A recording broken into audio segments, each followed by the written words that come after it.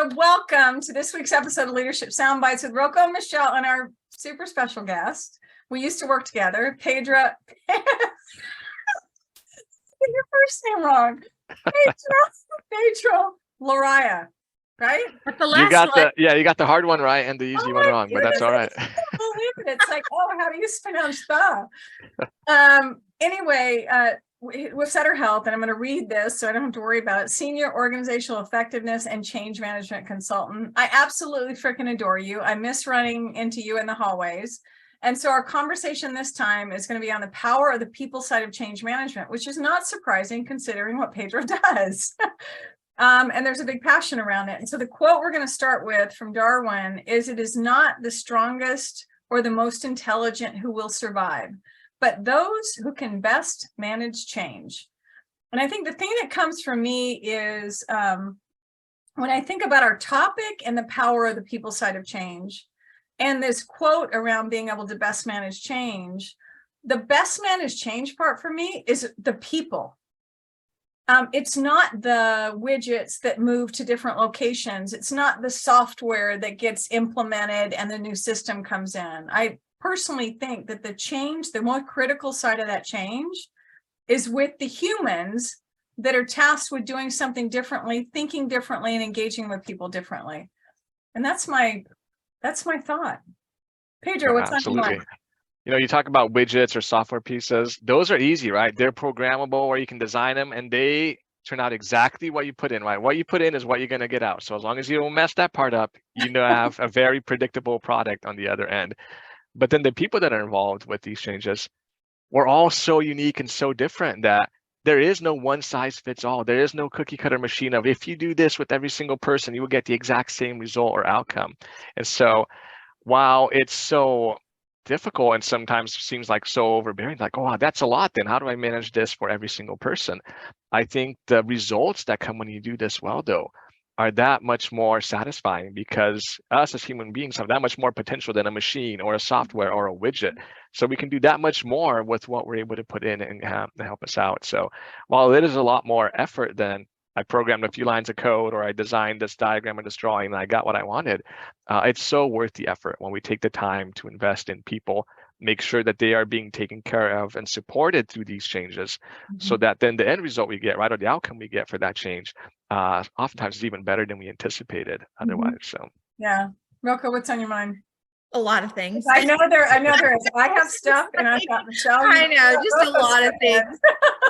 But you know, again, whenever we have a guest, I think I always try and ask about your history. So, you know, going back to when I first met you, you were an administrative fellow, and then you thought your path was going to be around healthcare administration. And then you got introduced to change management, and you're down this path of change management. I'm just curious about what was your path around accepting change and adapting to change? Because as the quote said, you know, change is like the only constant, right? So learn to adapt. And just curious about your path. Yeah, no, great questions. And we had plenty of projects early on when you and I were in the same facility. So I think as I progressed and started having different positions within healthcare within Sutter, it was interesting to me to think about what worked and what didn't work. And there were definitely a lot of points of frustrations where I would have these projects that I felt like were gaining momentum, and then they would just kind of either get derailed or wouldn't work very effectively.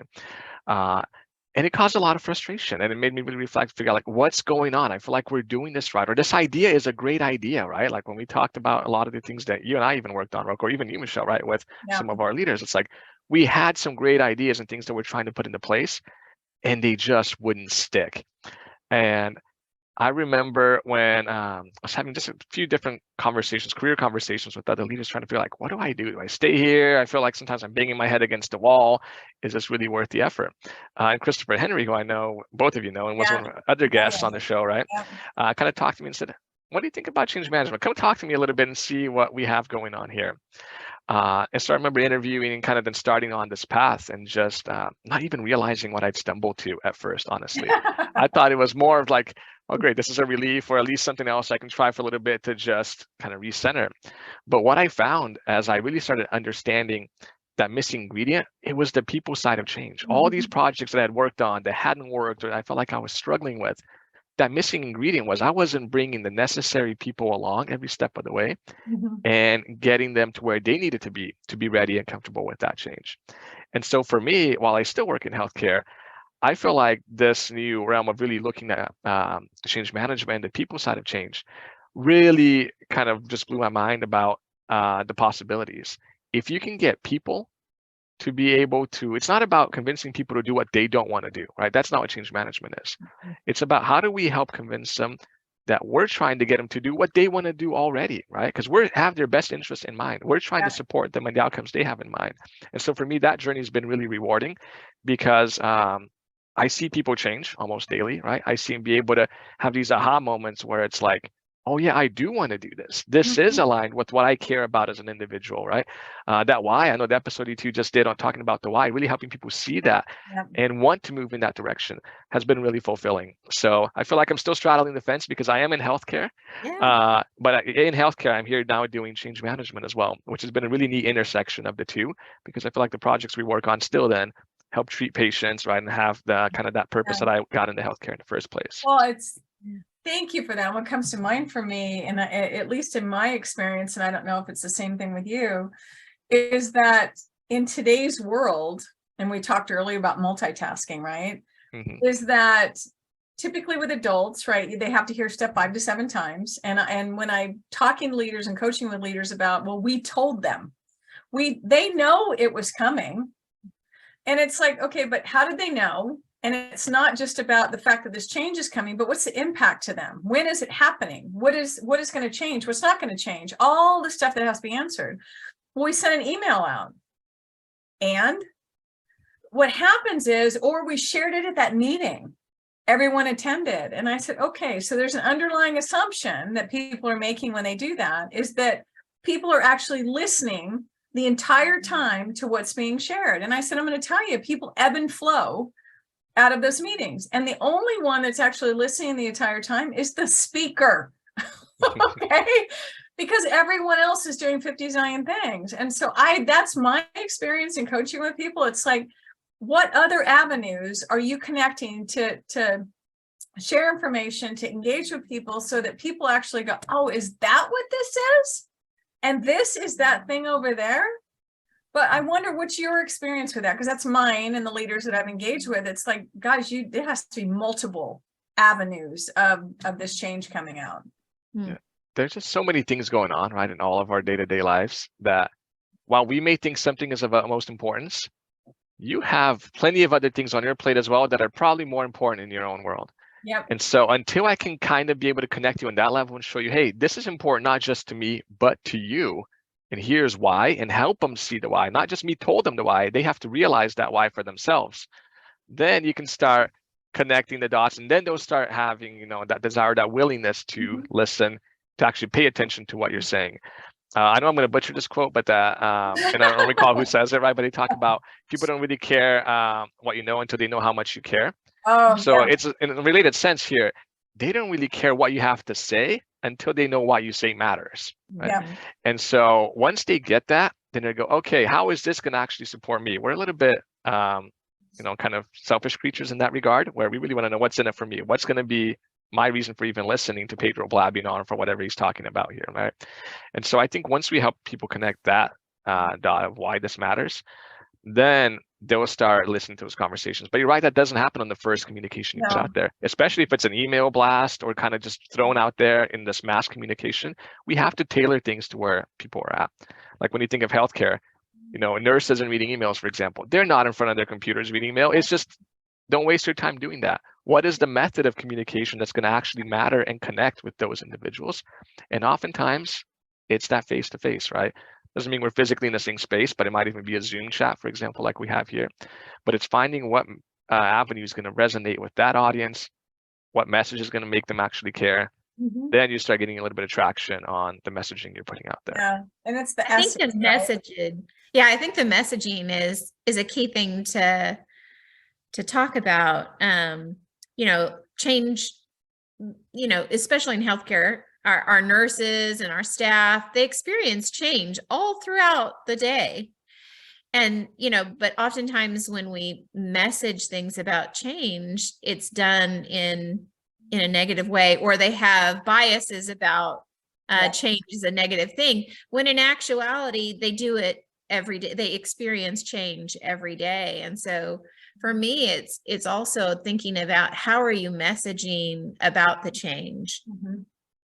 Because I'm sure people, if they really reflected, could think about positive change that has happened to them. And so when, if you approach that change with that positive message, and maybe it's the what's in it for me part of, or the desire part of ADKAR, but to me, that's part of it as well, is how we communicate the change. Yeah. And I think, not just us, but most organizations, they've created this change trauma basically in people, where we've done so many changes so poorly that whenever anything new comes out, people are just scared, like, oh, what are you going to mess up now? Or how is this going to negatively impact me? Because we created this history of bad changes over and over again. So we have to change those experiences. And it's not going to be the next change that you do that's going to make people excited. You got to show them over time that, like, yeah, we can do this right. We can take care of you. We can make sure that we're not doing changes to you, right? But we're there alongside with you and supporting you with what you actually need to make this transition successfully. But it takes time. Yeah. Well, and when you said that, there are instances that came to mind for me, and I'm like, those are big things to come back from. Because when you impact personal stuff with people, they're like, I don't know that I'm going to trust you again to get this right. And it's not you, Pedro. It's the broader system. Yeah, it's all Pedro's fault. But you're absolutely right, because it brought to mind PIL's results pyramid, right? So we created experiences. Now they have beliefs. They're taking actions. And so it could be the belief is you can't get it right. You're negatively impacting me. And so you know what? I'm not on board. I'm not on board. I'm going to resist it as long as I can. Hard to believe if I wait this out long enough, you're going to move on to the next topic and leave me alone. So this will be easier for me to just not do anything, right? There's all kinds of unintended actions or consequences because of the beliefs that we build out there. So what, in your opinion, if you could think, let's say you're giving a leader advice around change, and it's not this massive org change, but it's control in their world and what's going on. What's the secret sauce? What advice would you give people around the power of the people side of change?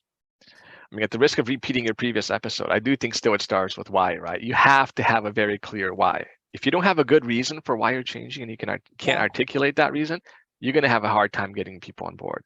But then secondly is take the time to get it right? Because so often we have time to go and redo it or rework it or reinvest resources in it.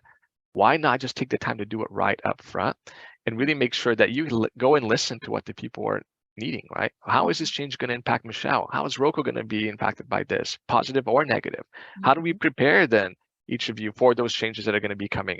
It takes a little bit more effort, but the rewards of that are then you get a bought in and engaged, right?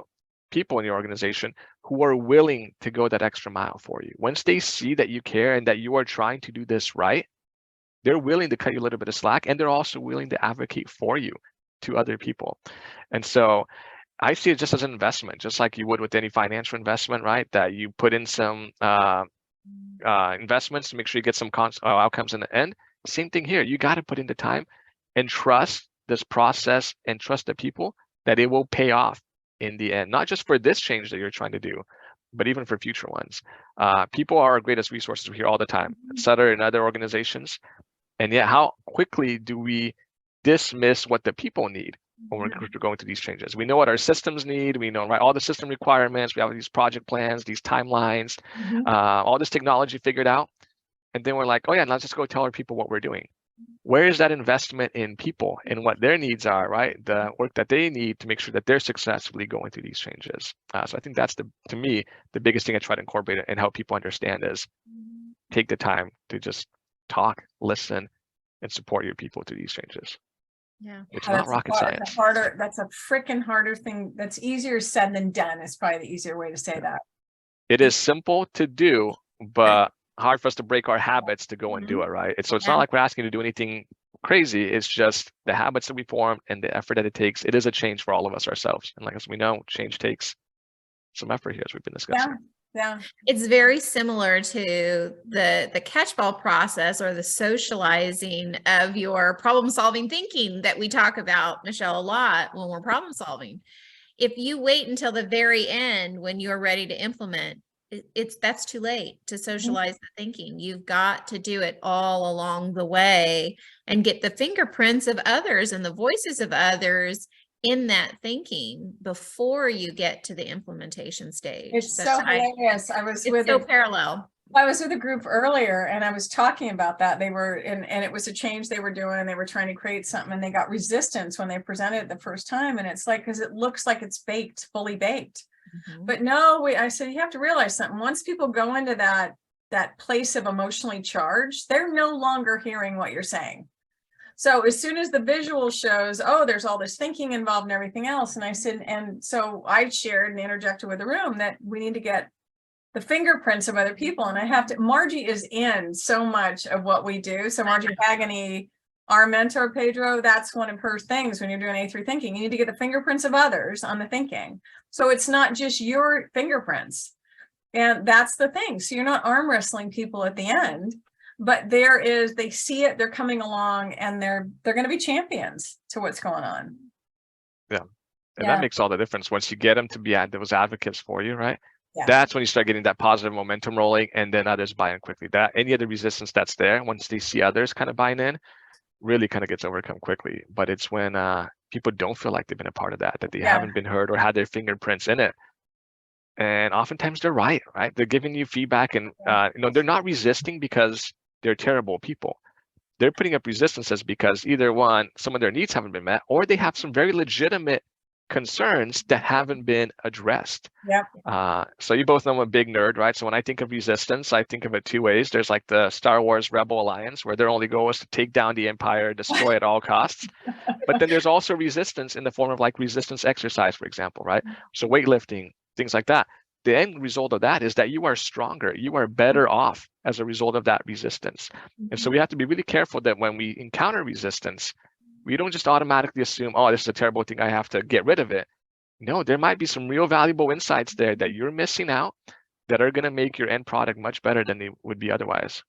I love that. I love that analogy. Yeah, analogy to it. That's perfect. Geeky nerd or not, I just loved it.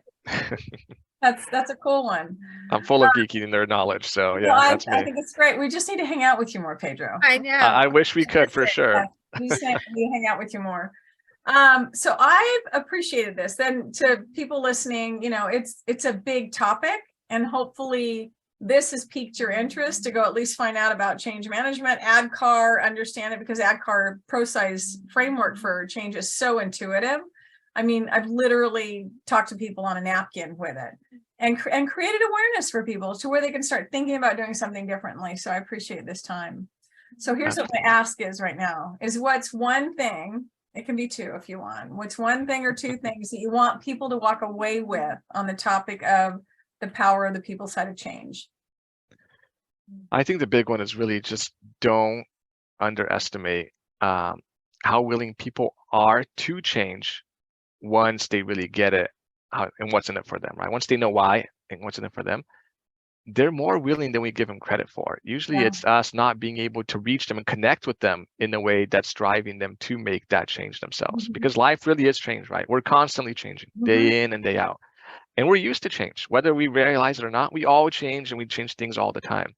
But usually we do that because we quickly can then see the value, the why, and we're doing it. So invest the time, because it will make your life easier. And that missing thing that's kind of like, oh, just like me in my career, right? Where I'm like, why isn't this working?